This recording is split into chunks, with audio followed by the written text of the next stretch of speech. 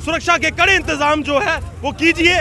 आने वाले समय में कुछ ही दिनों बाद गणतंत्र दिवस भी हमारे पास आ रहा है। हमने कितनी हिंदू कब तक अपनी अपनी जाने जो है वो कुर्बान करेगा, ऐसा नहीं चलने देंगे।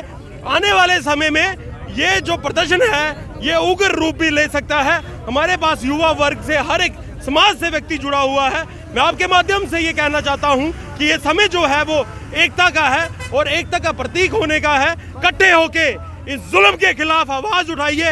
हिंदुस्तान ने हमेशा पाकिस्तान को उसकी औकात दिखाई है, अब भी वो समय है। और ये बॉर्डर क्षेत्र जितना भी जुड़ा हुआ है वहाँ से दूर दूर से जो व्यक्ति हैं, हर एक व्यक्ति का एक एक भाई जो है हमारा सेना में है।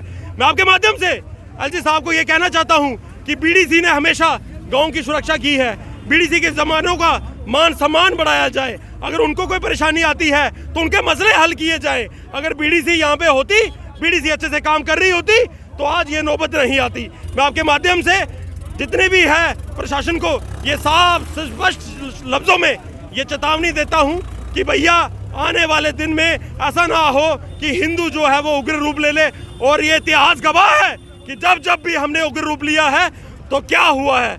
मैं ज़्यादा ना कहते हुए आपके माध्यम से, हमें दुख है, हमें पीड़ा है, उस परिवार के साथ हम खड़े हैं और ज़्यादा ना कहते जो है हालात जम्मू कश्मीर में सामान्य की बात कर रही है, किस तरह देखते हैं? देखिए ये बौखलाहट है, ये बहुत बड़ी बौखलाहट है कि वो अब हमारे सेना को कुछ नहीं कर पाए। सेना के जवानों जिस प्रकार से बीते कुछ वर्षों से ऑपरेशन ऑल आउट चल रहा है, आपको पता होगा कि चुन चुन के आतंकवादियों को मार के भगाया है, चुन चुन के उनका खात्मा किया है।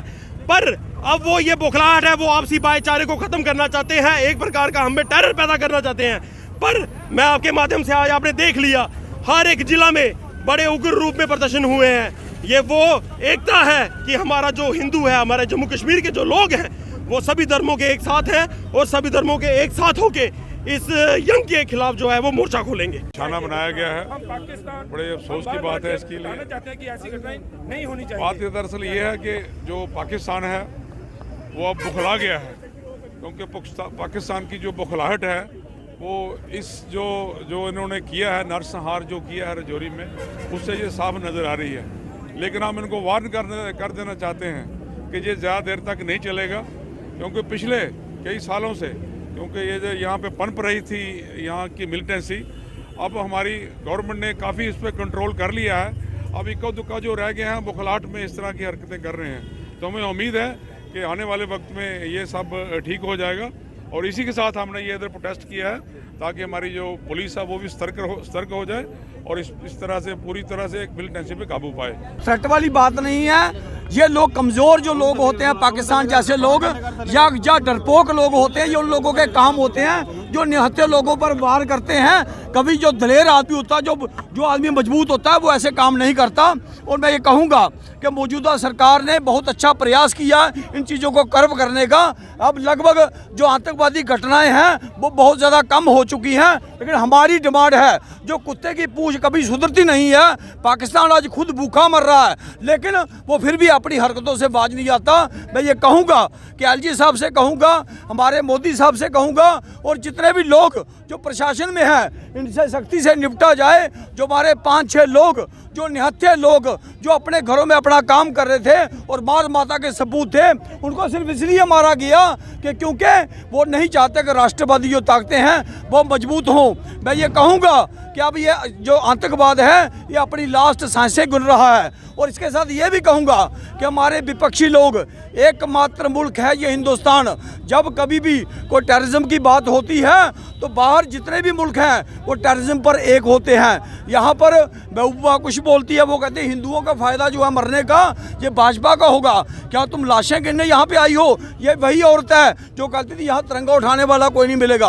और फारूक अब्दुल्ला जो गड़ियाली आंसू बहा रहा है, जब कश्मीरी हिंदुओं की हत्या हो रही थी तो वो इंग्लैंड में जाकर नाच कर रहा था। तो इसलिए इन लोगों से कोई उम्मीद नहीं कर सकते। और जो राहुल गांधी जो इतनी यात्राएं कर रहा है, आज उसके मुंह से एक शब्द नहीं निकलता। और जब यही सरकार जब सख्ती बरतेगी इनके ऊपर, जब इनको उग्रवादियों को, इनके सपोर्टर को, जो खासकर इनके सपोर्टर हैं, उनको घर में जाके मारेगी, तो तब यही लोग गड़ियाली आंसू बहाएंगे, कभी ह्यूमन राइट की बात करेंगे, कभी कुछ की बात करेंगे। इसलिए मैं कहूँगा कि जो आतंकवाद है उस पर सरकार को और ज़्यादा सख्त होना होगा, तभी ये इन पर नकेल लगाई जा सकती है। देखिए रजौरी में कत्लेआम हम इसे कह सकते हैं, क्या देखते हैं क्यों जो दावे थे भाजपा सरकार के, जहाँ एलजी गवर्नमेंट की normalcy in the state of Jammu and Kashmir, वो नजर नहीं आ रही है। देखिए, जब निहत्थे लोगों पर कोई भी आतंकवादी हमला होता है तो इसका मतलब है कि आतंकवाद जो है वो कमज़ोर हो चुका है। वो जो हथियारबंद आदमी, चाहे वो आर्मी है चाहे सीआरपी है, उन पर अटैक नहीं कर सकते। ये डरपोक लोगों का काम है। लेकिन ये भी कहूँगा कि ये भी हमें बर्दाश्त नहीं है। हमें शायद याद होगा कि कभी गाड़ियों पे लिखा होता था कि नीचे सीट पर देखें कि बम तो नहीं रखा हुआ है। वो समय चला गया। आज माओवाद, आतंकवाद जो भी था वो आज हिंदुस्तान से रफू चक्कर हो चुके हैं। इनका भी खात्मा बहुत जल्द हो जाएगा। हमने कालीबड़ी जो राजमार्ग है उसको अवरुद्ध कर अपना रोष प्रकट जाहिर किया है गया। जिस तरह से 6 लोगों को मौत का घाट रजौरी में उतारा गया है, उसके बाद 2 मासूम बच्चों की जान ले गई है।